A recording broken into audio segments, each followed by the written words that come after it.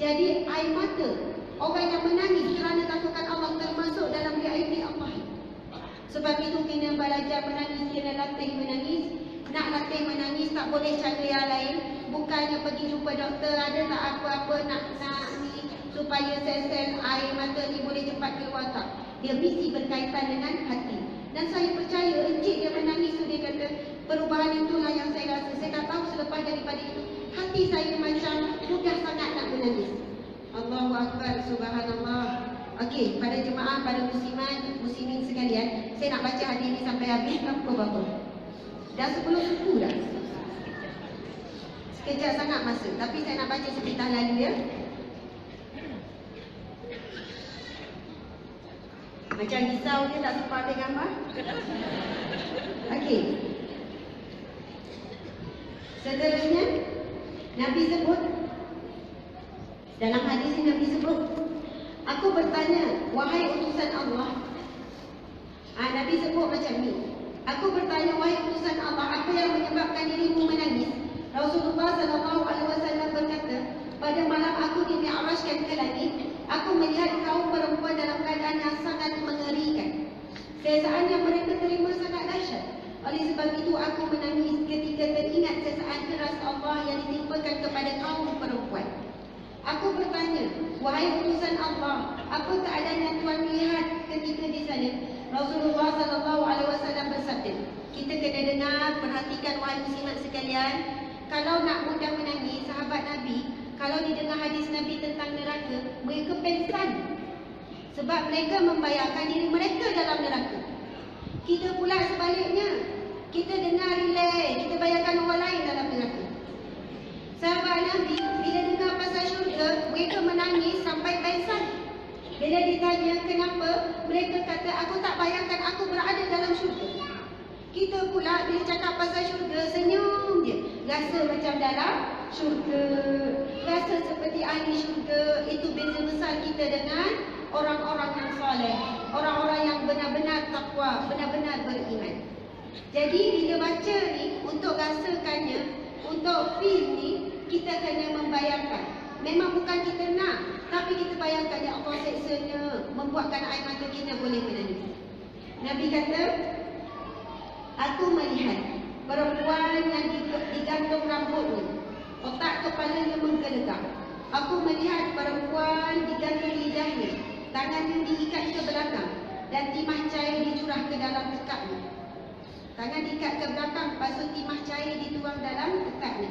Aku melihat perempuan yang digantung kedua kakinya terikat, tangannya diikat ke ubun-ubunnya, disuruhkan ular dan kalajengking. Aku melihat perempuan yang memakan dagingnya sendiri, di bawahnya dinyalakan api neraka. Duk makan, duduk mamah daging sendiri. Allahu Akbar.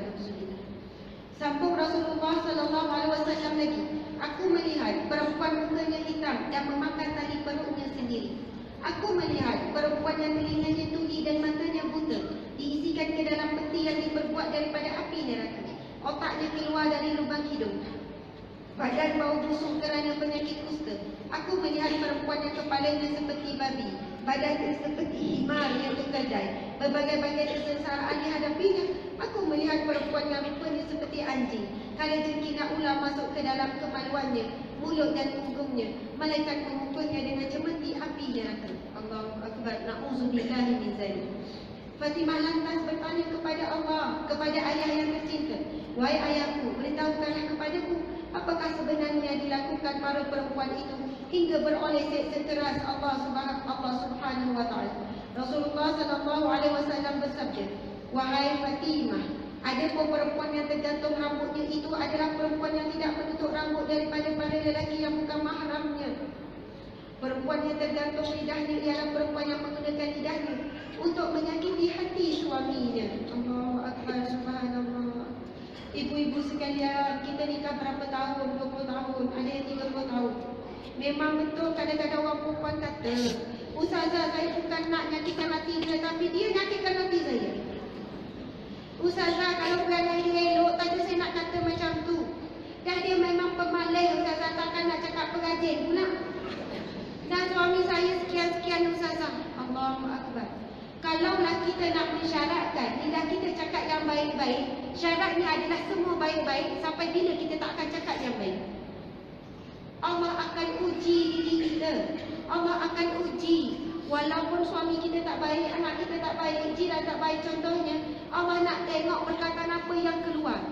Sebab itu Allah sebut dalam Al-Quran, alladzina idza asabathum musibatun qalu inna lillahi wa inna ilaihi raji'un ulaika alaihim salawatun min rabbihim. Sadaqallahul azim. Allah sebut, apabila hamba-Ku ditimpa musibah, lalu mereka mengatakan inna lillahi wa inna ilaihi raji'un. Sesungguhnya kita semua daripada Allah. Semua ini apa yang berlaku daripada Allah, dan kita semua akan kembali kepada Allah. Allah sebut ulaika alaihim salawatu min rabbihim. Mereka itulah orang yang mendapat rahmat daripada Allah, selawat daripada Allah, mendapat pertolongan daripada Allah Subhanahu wa taala. Suami perantaraan Allah, anak, adik-beradik, harta benda, semua itu perantaraan Allah untuk melihat apa yang keluar daripada lidah kita. Kalaulah lidah kita membalas dengan cacian. Saya teringat satu ketika Sayyidatina Aisyah cemburu dengan Safiyah. Safiyah ni dikatakan oleh para ulama sirah, isteri Nabi yang paling cantik adalah Safiyah. Tapi dia punya postur badan dia rendah sikit. Lalu Fatimah kata, ya Rasulullah, cukuplah bagi kamu Safiyah yang pendek tu. Sebab rasa cemburu, ya Rasul, cukuplah bagi kamu dadahlah Safiyah yang pendek tu. Tapi kita tahu Aisyah adalah isteri Nabi yang paling dicintai ini. Pernah ditanya, siapakah isteri yang kamu paling cintai? Ya Rasulullah, Aisyah. Siapakah lelaki yang paling engkau cintai? Ayah Aisyah, iaitu Abu Bakar. Masya Allah. Pernah Fatimah diutus oleh sahabat isteri-isteri Nabi yang lain? Isteri Nabi yang lain ni, dia utuskan Fatimah, anak Nabi, sebab dia tak puas hati dengan Aisyah. Masa ni Rasul duduk di rumah Aisyah. Lalu Fatimah pun datang, wahai ayahandaku, aku ingin bercakap denganmu sekejap. Maksudnya nak bercakap apa? Ni, hantar wakil ni, isteri Nabi yang lain hantar wakil Fatimah ni. Nak beritahu tak puas hati layanan Rasul pada Aisyah ni. Bila Fatimah cakap sikit, Rasulullah pun kata, wahai anakku Fatimah, adakah kamu mencintaiku? Ya, aku mencintaimu, wahai ayahandaku. Kalau kamu mencintaiku, tolonglah cintai orang yang aku cintai. Masya Allah. Suruh mencintai Aisyah. Kita jangan bayangkan bila sebut Sayyidatina Aisyah, bayangkan kisah cemburu-cemburu dia saja. Sebab di sana Aisyah ada 3 kepakaran. Ilmu hadis, ilmu tafsir dan ilmu perubatan. Dan dikatakan juga pakar ilmu syair. Dan antara orang yang paling banyak berkorban dengan Rasulullah saat sebelum Islam menang dan sebagainya adalah Sayyidatina Aisyah. Allahu Akbar, subhanallah. Aisyah ni dia punya cucu, walaupun cerita hadis Aisyah akan buka aib dia, dia tetap akan cerita pada kita supaya jadi panduan kepada wanita hari ini. Kalau kita cerita buruk, tak ada nak cerita dekat anak-anak. Mak nak cerita sikit ni, dulu mak ada buat benda yang tak elok pada ayah kau. Tak ada. Kita kalau dengan anak, mak nak cerita apa yang pengorbanan mak buat. Mesti yang best-best je lah kau nak cerita dengan anak kan. Yang buruk kita mana nak cerita. Tapi jujurnya Sayyidina Aisyah, walaupun kisah itu mendedahkan aib dia tetap menyampaikan supaya jadi panduan kepada kita. Aisyah cerita ini hadis Aisyah. Suatu ketika aku rasa cemburu terhadap Safiyah, lalu aku berkata, ya Rasulullah, cukuplah bagi kamu Safiyah yang pendek tu.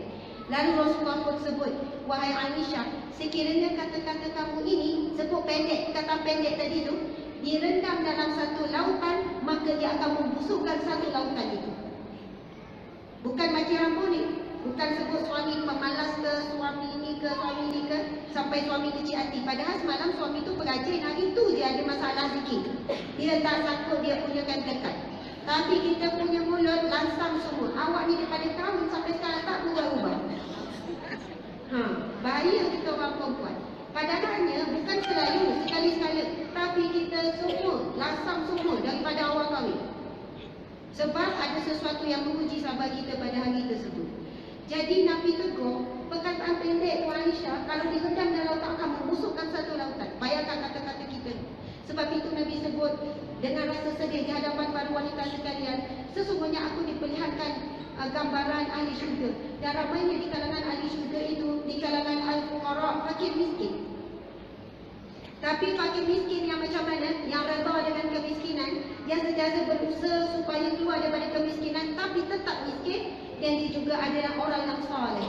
Maksudnya dia tetap jaga solat, jaga aurat dan sebagainya. Bukan syarat miskin dia boleh masuk syurga, tidak. Sebab itu akhirnya Nabi doa, Allahumma ahyini miskinan wa amitni miskinan wa syurni ma'a miskinan. Ya Allah, bangkitlah aku di kalangan orang miskin, hidupkan aku sebagai orang miskin dan matikan aku sebagai orang miskin. Doa Nabi di masa ni Nabi duduk di kalangan para sahabat yang sangat miskin. Di rumah mereka tak ada sebiji tamar pun. Baju mereka berkongsi suami isteri bila nak solat berdiri-diri. Nak cakap betapa miskinnya. Tapi bila Nabi sebut macam tu, Allahumma ahyini miskinan, hidupkan aku bersama dengan orang miskin, matikan aku bersama orang miskin, bangkitkan aku bersama dengan orang miskin. Sahabat-sahabat yang miskin dirasa bahagia, ya Allah. Rupanya Nabi suka kami ni, Nabi sayang pada kami. Tapi kita kalau diberi pilihan nak miskin ke nak kaya? Semua sepakat ijma' ulama' nak kaya.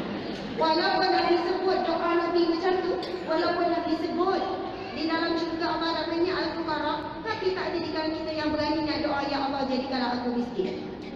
Kita tak sampai tahap macam tu, kita takut. Kita nak, ya Allah jadikanlah aku kaya, kalau aku kaya aku akan bersedekah. Macam tu lah ayat kita. Kita nak ikat supaya sedap hati. Tetapi subhanallah, kalau di kalangan kita ada orang yang susah, ada yang miskin, berbahagialah. Sebab Nabi sangat bangga dengan kalian. Nabi ingin hidup bersama dengan kalian, dan Nabi ingin bangkit di akhirat kelak bersama dengan kalian. Subhanallah, Allahu Akbar, Masya Allah.